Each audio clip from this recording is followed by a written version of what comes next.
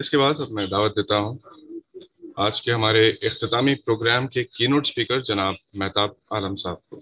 मेहताब आलम साहब किसी तारुफ के मोहताज नहीं, उर्दू, हिंदी, अंग्रेज़ी, मैथिली, पर्शियन लैंग्वेजेस पर अबूर रखते हैं। हिंदी और उर्दू में अक्सर फेसबुक पर आप इन्हें पोस्ट करते हुए देख सकते हैं हालात हाज़िरा पर। बहुत ही एक्टिव है सोशल मीडिया पे और सीनियर सहाफ़ी जनाब मेहताब आलम। जी, शुक्रिया। शुक्रिया शहबाज साहब। सबसे पहले एकेडमी के जिम्मेदारान का शुक्रिया कि उन्होंने मुझे इस वर्कशॉप में शरीक होने का मौका फराहम किया। ख़ास तौर पर फसीउल्लाह साहब का शुक्रिया कि उन्होंने मुझे इस प्रोग्राम से जोड़ा। गुज़िश्ता 5 दिनों में मुख्तलिफ मेहमानान अहबाब ने और जो रिसोर्स पर्सन्स हैं उन्होंने सहाफ़त के मुख्तलिफ और उर्दू सहाफ़त के मुख्तलिफ पहलू पर तफसील से गुफ्तगू की है। तो मैं जो उर्दू सहाफ़त के उसूल और उसके तकाज़े उसकी अहमियत, इस पर कोई बातचीत नहीं करना चाहूँगा, बल्कि अगले 10 से 15 मिनट के अंदर मेरी ये कोशिश होगी कि कि कैसे आने वाले दिनों में हम उर्दू सहाफ़त को और यूज़फुल बना सकते हैं और मुफीद बना सकते हैं। अभी मुझसे पहले गनी साहब ने बहुत सारी बातें डिजिटल मीडिया के हवाले से की है और यकीनन वो बहुत मुफीद चीज़ें हैं। तो मैं उसको भी आपके सामने दोहराना नहीं चाहूँगा। अलबत्ता इस पर गुफ्तगू करने से पहले कि कैसे उर्दू सहाफ़त को मज़ीद यूज़फुल या फ़ायदेमंद बनाया जा सकता है ताकि आम लोग इसका फ़ायदा उठा सकें। हमें ये समझना शायद ज़रूरी है कि हमारा टारगेट ऑडियंस या टारगेट ग्रुप क्या है, ये और हम किन तक अपनी बात पहुंचाना चाहते हैं और उसका जरिया क्या होगा। हम जब उर्दू सहाफ़त देखते हैं तो की बात करते हैं, तो अगर हम मीडियम की बात अ, अगर मीडियम की बात करें तो दो मीडियम है, उसको दो हिस्सों में डिवाइड किया जा सकता है। एक मीडियम है अखबार मैगजीन यानी प्रिंट के मीडियम का है, दूसरा जो है वो डिजिटल और इलेक्ट्रॉनिक का है। तो मैं बुनियादी तौर पर यहाँ पर प्रिंट और डिजिटल के बारे में बात करूंगा। मैं इलेक्ट्रॉनिक का क्योंकि मेरे मुझे जाती तौर पर कोई हाँ तजुर्बा वैसे चलो है, डायरेक्ट तो मैसेजेस उसमें कर मैं उसके बारे में बात नहीं कर सकता। ग्रुप में डाले अब फॉर्म सर फॉर्म में जैसा खाली कि फॉर्म डालिए प्लीज। मैंने कहा कि अखबार है, मैगजीन है। मैगजीन का सिलसिला दिन ब दिन खत्म होता जा रहा है, हम देख रहे हैं। खास तौर पर जो न्यूज़ मैगजीन है, रिसाले और अदबी मैगजीन्स तो बहुत हैं, पर न्यूज़ मैगजीन उर्दू में भी हम देखें, और ये सिर्फ उर्दू का मामला नहीं है बल्कि हिंदी और अंग्रेजी और दूसरी जबानें जो है हिंदुस्तानी जबानें, उसमें भी धीरे धीरे एक तरह से मैगजीन का कल्चर कम होता जा रहा है। अखबार अभी भी निकल रहे हैं और निकलते रहेंगे, मुझे इसमें कोई शक नहीं है कि अखबार कभी बंद हो जाएगा, जैसा कि आमतौर पर लोग खदशा जाहिर करते हैं। लेकिन ये बात भी समझने की जरूरत है कि आज के वक्त में जो ऑडियंस है, जो रीडर्स हैं, व्यूअर्स हैं, वो किस कौन से मीडियम से बुनियादी तौर वो हाँ रहमान कंज्यूम करते हैं या चाहते हैं मालूमात कंज्यूम हुए। गवाह की गवाह दवा वाले करना पानी जिन अभी हाल में आप देखें कि रॉयटर्स एक इंस्टीट्यूट है, उन्होंने उनकी एक स्टडी आई थी इसी साल। उसमें ये बताया गया कि हिंदुस्तान में 73% जो न्यूज़ कंज्यूमर्स हैं, जो लोग पढ़ते हैं, रेगुलर, वो तौर पर मोबाइल के जरिए पढ़ते हैं, तजियात पढ़ते हैं। तो वो और उसमें भी उसमें भी उस 73% में आप देखें कि जो 53% है वो सोशल मीडिया और यूट्यूब के जरिए ये न्यूज कंज्यूम करते हैं। तो ये बात अपने आप सामने रखना बहुत इम्पोर्टेंट है। ये चीज भी देखें, हम अपना ही जायजा लें। मैं ये नहीं कहता हूँ कि बहुत दूर जाएं, हम खुद देखें तो हम में से ज्यादातर जो लोग हैं वो न्यूज आज के वक्त में अखबारों के जरिए हासिल नहीं करते हैं, बल्कि जो व्हाट्सएप है या सोशल मीडिया है या फिर न्यूज वेबसाइट्स हैं या उसके एप्स हैं उसके जरिए हासिल करते हैं। तो ये बात बहुत क्लियर है और इसको समझना बहुत इम्पोर्टेंट है। और इसको समझना इसलिए भी इम्पोर्टेंट है कि जब तक हम इस चीज को नहीं समझेंगे, हमारा लाहे अमल क्या हो, उर्दू सहाफ़ियों का लाहे अमल क्या हो और जो उर्दू के मीडिया के इदारे हैं उसका लाहे अमल क्या हो, इस पर हम काम नहीं कर पाएंगे। जो उसका तकनीकी पहलू है, जो टेक्निकल एस्पेक्ट्स हैं, उस पर गनी साहब ने बातचीत की है, तो मैं उसको दोहराना नहीं चाहूंगा, बल्कि वो जो भी बातें उन्होंने की है मैं उससे 100% इत्तेफाक करता हूँ। और मेरे तजुर्बे के हिसाब से खुद भी वो चीज़ें जो चीज़ें उन्होंने बताई हैं वो बहुत कारामद है।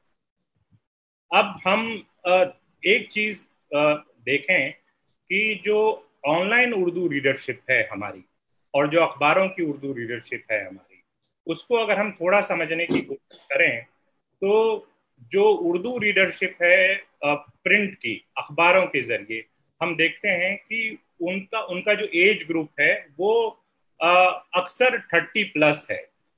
उसकी दो वजह है। एक तो जो हमारा यंगर जनरेशन है वो कहीं ना कहीं उर्दू रस्मुल खत से उस तरह से मतलब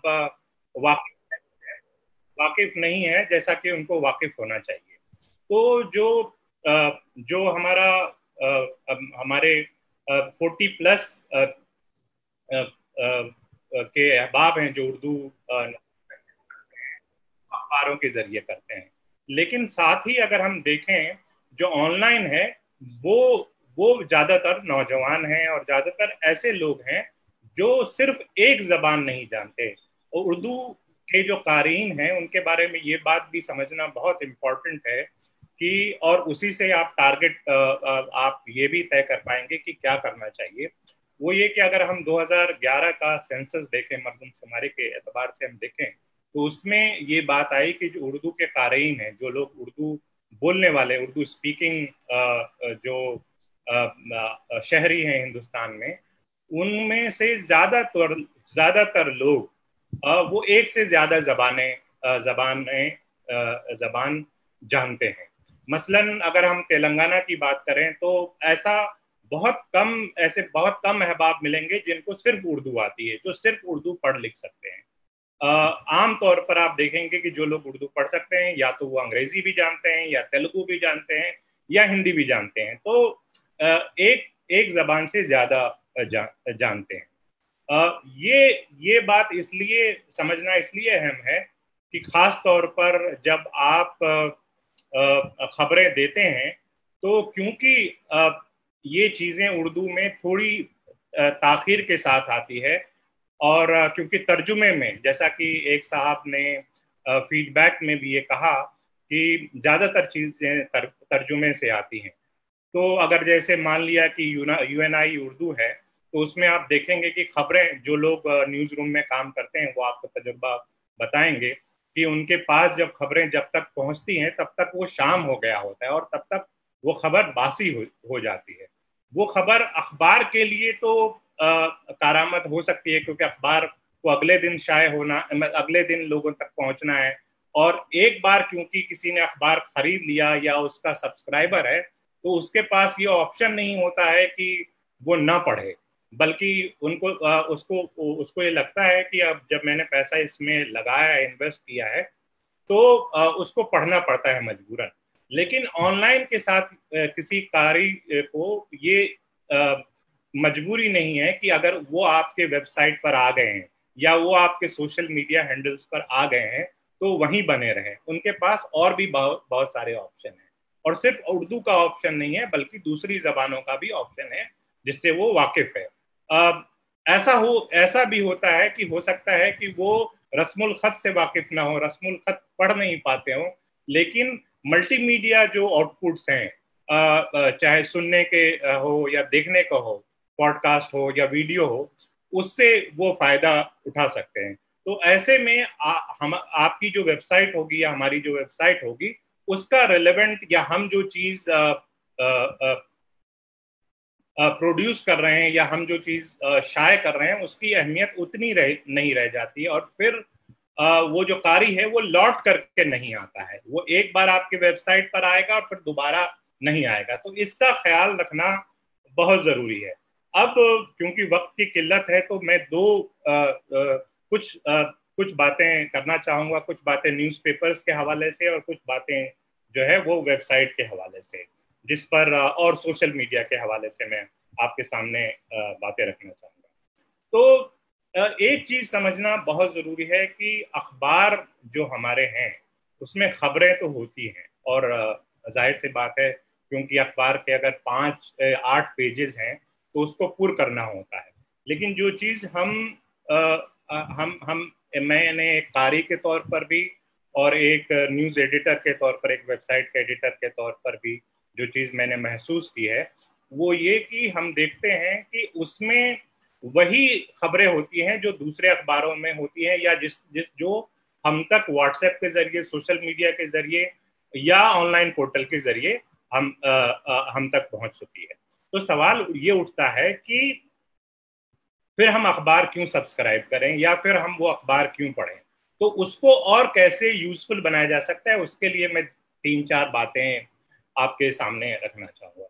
एक चीज तो ये है कि जैसे आजकल कुछ चीजें शुरू की जा सकती हैं, जैसे आप देखें कि आजकल बहुत सारे फेक न्यूज का एक बड़ा अंबार है। हाँ, तो अगर फेक न्यूज के ताल्लुक से अगर हम ये तय करें कि हम अपने अखबार में कोई शख्स हो कि हम आज की 2 फेक न्यूज, जो बड़ी फेक न्यूज है, उसको हम अपने अखबार में शाये करेंगे, वो आमतौर पर लोगों तक नहीं पहुंच पाती। और अगर हम जैसे 2 ले रहे हैं तो हम ये कर सकते हैं कि एक कौमी सतह की फेक न्यूज ले लें और एक रियासती सतह की ले लें, जो रियासत से जिसका ताल्लुक है, जिस भी रियासत में हम रहते हैं। तो एक चीज तो ये कर सकते हैं जिससे फिर लोगों की दिलचस्पी रहेगी, और जो नफरत फैलाने का काम फेक न्यूज के जरिए और जो प्रोपेगेंडा का काम हो रहा है उसके तहीं भी बेदारी आएगी। तो ये एक चीज किया जा सकता है। दूसरी चीज जो की जा सकती है, जिसको कि आजकल अखबारात अंग्रेजी और दूसरी जबानों के अखबारात भी कर रहे हैं, वो उसको कहते हैं एक्सप्लेनर।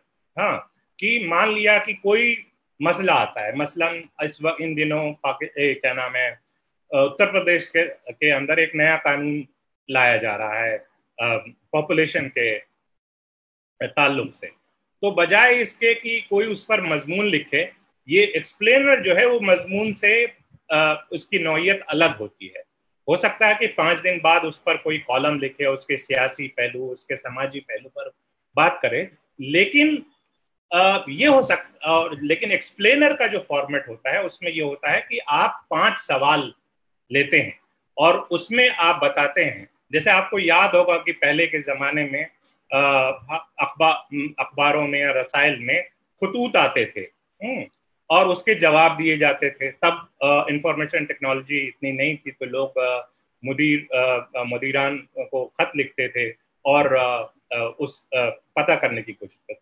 तो मुझे लगता है कि वो फॉर्मेट अपने तहत में, मसलन कि ये जो कानून बन रहा है वो क्या है, हाँ, ये इससे पहले कहाँ ये कानून लाया गया, इस कानून के पीछे क्या मकसद है, तो ये चीजें, इस कानून की जो है बुनियाद, इसका अगर जो आपकी रीडरशिप है उसको आप देखें कि इस कानून का मुसलमानों के ऊपर क्या असर होगा।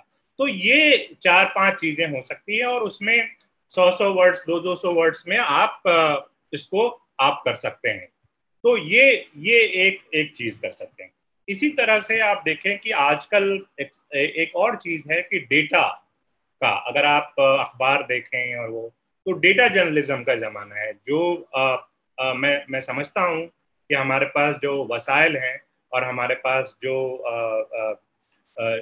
एक्सपर्टीज हैं उसके लिहाज से बहुत सारी चीजें एक्सपेक्ट करना सही नहीं है, लेकिन उसके बावजूद मुझे लगता है कि कोई जरूरी नहीं है कि हम डेली करें। हाँ, ये हो सकता है कि वीक में हम एक डेटा स्टोरी पब्लिश करें और डेटा के मुतालिक स्टोरी जो है वो कहानी डेटा के थ्रू बताएं, तो फिर ये लगेगा कि जो आपका अखबार खरीद रहा है वो उससे मतलब उसको लगेगा कि इसकी एक अहमियत है, उसको एक नई चीज मालूम हो रही है। तीसरी एक चौथी चीज जो की जा सकती है वो ये कि हम ये देख रहे हैं कि खबरें तो होती हैं 400-500 वर्ड्स में कभी लेकिन जो तफसीली ग्राउंड रिपोर्ट होती है, हाँ, और आज के वक्त में ग्राउंड रिपोर्ट भी और तफसीली रिपोर्ट के लिए भी कोई जरूरी नहीं है कि आप ग्राउंड पर जाए ही जाए। अभी खास तौर पर आप देखें कि कोरोना के जमाने में बहुत सारे सहाफी हर जबान के वो उनका मूवमेंट नहीं हो पा रहा है, लेकिन उसके बावजूद वो वो ग्राउंड की तफसीली रिपोर्ट्स वो शाये कर रहे हैं। तो उस पर भी थोड़ा सा अगर फोकस किया जाए तो मुझे लगता है इसके जरिए उर्दू अखबारात को ज़्यादा और मुफीद बनाया जा सकता है, ज़्यादा यूजफुल बनाया जा सकता है। अब मैं थोड़ी सी बातचीत वेबसाइट के हवाले से करना चाहूँगा। एक चीज़ जो मुझे ये जिसका एहसास हुआ, क्योंकि हम में से ज़्यादातर अहबाब की ट्रेनिंग जो उर्दू में लिखते हैं वो प्रिंट की ट्रेनिंग है, तो जब हम डिजिटल के लिए भी लिखते हैं, जब हम वेबसाइट के लिए भी लिखते हैं तो उसी तरह से लिखते हैं, सुर्खियां भी उसी तरह से लगाते हैं, शुरू में तमहीद भी उसी तरह से देते हैं। जबकि हमको ये समझना होगा कि जो डिजिटल रीडर्स हैं, जो वेबसाइट के जरिए, सोशल मीडिया के जरिए न्यूज़ पढ़ते हैं या उसको समझने की कोशिश करते हैं, एक तो उसके पास वक्त की किल्लत है, दूसरा ये है कि उसके पास ऑप्शंस बहुत सारे हैं कि आप ये वेबसाइट नहीं तो दूसरे वेबसाइट पे चले जाएंगे, तीसरे वेबसाइट पे चले जाएंगे। तो एक तो ये है कि वो शॉर्ट होना चाहिए, दूसरा ये होना चाहिए कि बहुत इंटरेक्टिव होना चाहिए। हाँ, तो उसका इस चीज का ख्याल रखना बहुत इंपॉर्टेंट है कि, और दूसरी बात ये चीज है कि ऐन मुमकिन है कि आपकी जो वेबसाइट है वो मान लिया कि तेलंगाना के किसी एक खास इलाके की खबरें आप अपने वेबसाइट पर शाये करते हैं, ये बहुत इंपॉर्टेंट है। मैं ये नहीं कहता कि आप पूरी दुनिया की खबरें शाये करें, क्योंकि आपको एक नीश बनाना पड़ेगा। कारी को ये पता होना चाहिए कि कोई आपके पास क्यों आ रहा है। मतलब अगर कोई मान लिया कि एक वेबसाइट पर आपने एक वेबसाइट शुरू की है, तो आपके वेबसाइट पर क्यों आएगा, एक दूसरे वेबसाइट पर क्यों नहीं जाएगा, तो वो जरूरी है। लेकिन उसको जो पेश करने का तरीका होगा, ये आप उर्दू अखबार के साथ काम कर सकते हैं कि हो सकता है जो तेलंगाना का अखबार है वो महाराष्ट्र में नहीं जाता हो या फिर कर्नाटक में नहीं जाता हो, या अगर और दूर समझ लें तो बिहार या उत्तर प्रदेश में नहीं जाता हो। लेकिन जो वेबसाइट का जो डिजिटल कंटेंट का जो ऑडियंस है, उसकी जो ऑडियंस है वो तो बैनुल-अक़वामी है, तो आपको उनको तब समझाना पड़ेगा। ऐसा नहीं, आप टेकन फॉर ग्रांटेड नहीं ले सकते कि वो जानते ही होंगे कि मेंढक जो है वो मेंढक एक जिला है तेलंगाना में, तो आपको बताना पड़ेगा कि तेलंगाना का ये जिला है। तो ये इस चीज का ख्याल है। यहाँ पर जैसे मैं आपको एक मिसाल देना चाहूंगा, एक वेबसाइट है जिसका नाम है thenewsminute.com। thenewsminute.com बहुत क्लियर है, आप देखें कि वो जो साउथ इंडिया की जो रियासतें हैं, हाँ, उसी के बारे में खबरें शेयर करते हैं, शाये करते हैं। लेकिन उनका जो प्रेजेंटेशन है, उनकी जो रीडरशिप है, तो मुझे पता है कि अगर मुझे तेलंगाना के मुतालिक अंग्रेजी में कोई खबर चाहिए, तमिलनाडु के मुतालिक चाहिए, केरला के मुतालिक चाहिए, तो मुझे पता है कि न्यूज मिनट एक ऐसी वेबसाइट है जहां पर मुझे मिल जाएंगी ये खबरें। लेकिन जब वो उसको प्रेजेंट करते हैं तो ऐसे प्रेजेंट करते हैं कि जैसे बिहार में भी बैठा कोई शख्स हो, लंदन में भी बैठा एक शख्स हो, वो भी उसको समझ सके। तो इसका ख्याल रखना बहुत इंपॉर्टेंट है। इसी तरह से मैंने ये महसूस किया है कि वायर में काम करते हुए खास तौर पर, कि जब भी हमने वायर उर्दू में कोई ऐसी चीज नई शाये की, तो वेबसाइट वालों को मुझे लगता है इसका ख्याल रखना जरूरी है कि वो उर्दू जो अखबारात हैं उनके साथ compete करने की कोशिश नहीं करें। क्योंकि उसका कोई फायदा नहीं है, वो ऑलरेडी आपके ऑडियंस तक पहुंच चुका है। उसमें तो एक तरीका ये हो सकता है कि अगर आप एक वेबसाइट चलाते हैं तो आप डेली उर्दू अखबारात लें और देखें कि उसमें कौन सी ऐसी चीज है मिसिंग है, या कौन सी ऐसी चीज है जिसमें आप कुछ नया कर सकते हैं, नई तफसीलात कारीन को फराहम कर सकते हैं। वो ग्राउंड रिपोर्ट के जरिए हो सकता है, वो इंटरव्यूज के जरिए हो सकता है, वो एक्सप्लेनर के जरिए हो सकता है, बहुत सारे तरीके हो सकते हैं। इस पर तफसीली बातचीत हो सकती है आगे, जिसका अभी वक्त नहीं है। उसके इसी तरह के कि जब तक आप नया नहीं देंगे, क्योंकि होता यह है कि आप जो खबर तर्जुमा करके छापते हैं खास तौर पर, या न्यूज एजेंसी आपने सब्सक्राइब कर रखी है उसके जरिए आप तक आती है, तो जब तक वो छापते हैं तब तक वो लोगों तक पहुंच गए। तो उस पर भी थोड़ा सा ध्यान देने की जरूरत है। अब हम थोड़ा मल्टीमीडिया की तरफ आते हैं। मल्टीमीडिया आप देखें कि कोई रॉकेट साइंस नहीं है, बहुत मुश्किल चीज नहीं है, कुछ बुनियादी चीजों का ख्याल रखना है। और अच्छी बात यह है कि इन सब चीजों के लिए आजकल बहुत सारे फ्री एप्स, फ्री सॉफ्टवेयर मौजूद हैं। हाँ, उसका आप इस्तेमाल कर सकते हैं। तो आप वीडियो का इस्तेमाल कर सकते हैं, अगर आपको लगता है कि आप वीडियो बहुत अच्छी नहीं कर सकते हैं लेकिन आवाज के जरिए, पॉडकास्ट के जरिए कर सकते हैं, तो वीडियो है, पॉडकास्ट है, इसका भरपूर इस्तेमाल होना चाहिए। और भरपूर इस्तेमाल होना चाहिए तो उसमें भी चीजों का, प्रेजेंटेशन का, और ऐसा नहीं हो कि अगर 5 मिनट की वीडियो है तो एक शख्स आकर के 5 मिनट तकरीर कर रहा है, बल्कि उसको इंटरेक्टिव बनाने की कोशिश है। उसमें फोटो डाल रहे हैं, किसी दूसरे की भी आवाज डाल रहे हैं, वो सब चीजें हैं। ये एक तफसील। इसी तरह पॉडकास्ट में कर सकते हैं। रेडियो का जमाना नहीं रहा, लेकिन हाल के दिनों में आप देखें कि पॉडकास्ट बहुत मशहूर हो रहा है। लोगों के पास अब वक्त नहीं है कि वो बैठ के वीडियो देख सकें, तो वो ड्राइव करते हुए वो अपने मोबाइल पर लगा देते हैं और वो सुनते रहते हैं। इसी तरह तो ये कुछ चीजें हैं। अब आखिर में मैं सोशल मीडिया के हवाले से 2-3 बातें कहना चाहूंगा कि यकीनन हम में से ज्यादातर अहबाब और हम ज्यादातर सहाफी फेसबुक पर हैं, लेकिन फेसबुक का जिस तरह से इस्तेमाल करना चाहिए, अब मैं देखता हूं कि हमारे जो दोस्त अहबाब हैं वो फेसबुक पर बहुत लंबा लंबा मजमून लिखते हैं। लोगों के पास इतना वक्त नहीं होता है। तो आप ये कर सकते हैं कि आपने एक मजमून लिखी या आपने एक रिपोर्ट लिखी किसी चीज पर, तो आप उसको 5 पॉइंट्स बना दीजिए। मतलब 50-50 वर्ड्स का या 10-10 वर्ड्स का 5 पॉइंट्स बता दीजिए, बुलेट पॉइंट्स बता दीजिए, और वो लिखिए, साथ में एक फोटो लगाइए, और नीचे लिखिए कि अगर ये पूरी कहानी पढ़ने के लिए, पूरी कहानी स्टोरी पढ़ने के लिए आप लिंक में मतलब कमेंट बॉक्स में उसका लिंक मौजूद है। तो ये आप कर सकते हैं। इसी तरह से फेसबुक का इस्तेमाल, अगर आप कोई न्यूज वेबसाइट चलाते हैं तो आप एक वक्त मुतय्यन कर ले हर दिन के लिए कि आप दिन के से सुबह के 9 बजे एक खबरनामा वो करेंगे। तो इस तरह की चीजें हैं, और ऐसा दूसरी जबानों में लोग कर रहे हैं। मुझे लगता है कि थोड़ा सा अगर हम दूसरी जबानों की तरफ देखें तो बहुत ज्यादा गौर फिक्र करने की जरूरत नहीं है। हम उसको कैसे अडेप्ट कर सकते हैं, इस पर थोड़ा सोचें।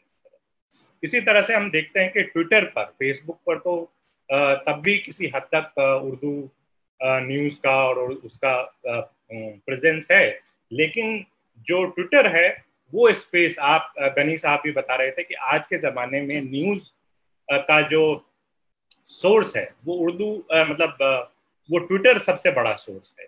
तो अगर हम उस में जाना चाहते हैं तो उनके साथ हो, और उसमें ट्विटर थ्रेड होता है और भी बहुत सारी चीजें होती हैं जिसका इस्तेमाल कर सकते हैं।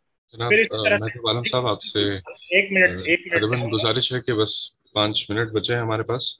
मैं 1 मिनट चाहूंगा, उससे ज्यादा नहीं, 1 मिनट। हाँ बहुत शुक्रिया जी।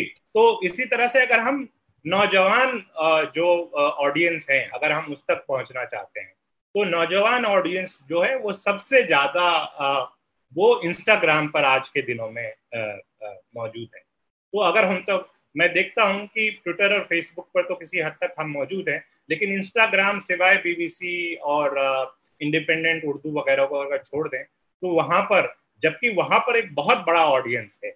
और अच्छी बात यह है कि हाल के दिनों में मैंने ये महसूस किया है, शायद आपने भी महसूस किया हो, कि एक नौजवानों में और मुसलमानों से बाहर गैर मुस्लिम नौजवानों में भी उर्दू सीखने की एक ललक और एक जज्बा उनके अंदर पाया जाता है, और बहुत लोग सीख भी रहे हैं, उर्दू रस्मुल खत सीख रहे हैं। तो अगर हम उसको अगर हम उनको हम कंटेन करना चाहते हैं, और वो हम ये चाहते हैं कि वो ये सिलसिला बरकरार रहे, तो अगर ये सिलसिला बरकरार रहे तो उसके लिए हमको उनको उर्दू को यूजफुल बनाना पड़ेगा और उनको यूजफुल कंटेंट देना पड़ेगा, ताकि वो सिलसिला जारी रख सके। और आखिरी बात यह कि व्हाट्सएप का भी इस्तेमाल है। मैं आमतौर पर देखता हूं कि जो व्हाट्सएप ग्रुप्स हैं उसको बहस और मुबाहिसे का जरिया बना दिया गया है, जबकि वो उसका तरीका नहीं। अगर आप एक न्यूज वेबसाइट चलाते हैं तो उसको बहस मुबाहिसे का जरिया मत बनाइए, बल्कि आप सिर्फ खबरें वहां पर डालिए। हाँ, तो ये कुछ चीजें थी जो मैं आपके साथ शेयर करना चाहता था। एक मशवरा एकेडमी के लिए है कि ये बहुत सारी चीजें हैं। मुझे लगता है कि माहिरीन के साथ मिलकर के इसको एक किताबी शक्ल में, या एक इसको मैनुअल, नॉट किताब नहीं मैं कह रहा हूँ, एक मैनुअल जिसका लोग ट्रेनिंग गाइड के तौर तैयार करना चाहिए। अगर उसमें मेरी कोई खिदमत और मैं किसी तरह से मदद कर सकता हूँ तो मैं हाजिर हूँ। शुक्रिया। बहुत बहुत शुक्रिया जनाब मेहताब आलम साहब। ये थे हमारे आज के कीनोट स्पीकर इख्तितामी इजलास के। याद रहे कि तेलंगाना रियासती उर्दू अकेडमी के मुनक़िदा 5 रोज़ा साथियों के लिए मुनक़िदा 5 रोज़ा वर्कशॉप का इख्तितामी इजलास है, और आप सुन रहे थे जनाब मेहताब आलम, सीनियर जर्नलिस्ट और कमेंटेटर, नई दिल्ली से। बहुत ही उम्दा मशवरा आपने पेश किया कि इस वर्कशॉप के जो हासिल है, इस वर्कशॉप में जो कहा गया है, सुना गया है, इसे हम एक किताबी शक्ल दें, एक मैनुअल ट्रेनिंग गाइड बनाए साथियों के लिए। इस पर उम्मीद है कि तेलंगाना उर्दू अकेडमी जरूर गौर करेगी और इसे कोशिश करेगी इम्प्लीमेंट करने की। मेहताब आलम साहब ने बहुत सारी अच्छी बातें भी बताई। आपने कहा कि डेटा को जर्नलिज्म में जोड़ें, डेटा जर्नलिज्म का इस्तेमाल करें, ग्लोबल रीडरशिप कैसे बढ़ाई जा सकती है वेबसाइट्स के जरिए। आपने कहा कि इंस्टाग्राम और व्हाट्सएप जैसे प्लेटफॉर्म से कैसे आउटरीच बढ़ाई जा सकती है। इन सब का इस्तेमाल हो ही रहा है, इसे हमें और बेहतर अंदाज में इस्तेमाल करने की जरूरत है। बहुत शुक्रिया मेहताब आलम साहब।